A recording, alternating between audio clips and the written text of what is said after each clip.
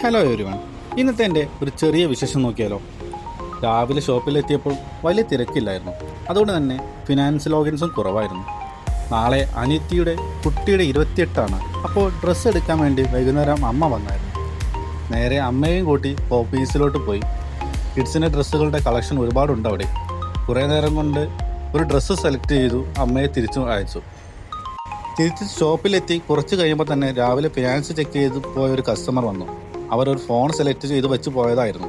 അങ്ങനെ ഇരിക്കുമ്പോഴാണ് മുമ്പ് മൈജിൽ കൂടെ ഉണ്ടായിരുന്നവർ വിളിച്ചത് ചായ കുടിക്കാൻ. അപ്പോൾ വിഷ്ണുവിനോട് പറഞ്ഞിട്ട് ചായ കുടിക്കാൻ അവരോടൊപ്പം പോയി. വിഷ്ണുവാണ് എനിക്ക് ഫിനാൻസിൻ്റെ ട്രെയിനിങ് തരുന്നത്. അപ്പോൾ അവനോട് പറയാതെ പോകാൻ പറ്റില്ലല്ലോ.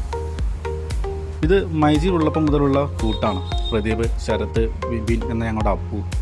ഇവിടെ തൊട്ടടുത്ത് ഒരു സ്പോട്ടുണ്ട്. ചായയും പിന്നെ പലതരം എണ്ണക്കടികളും ഒക്കെ ആയിട്ട്.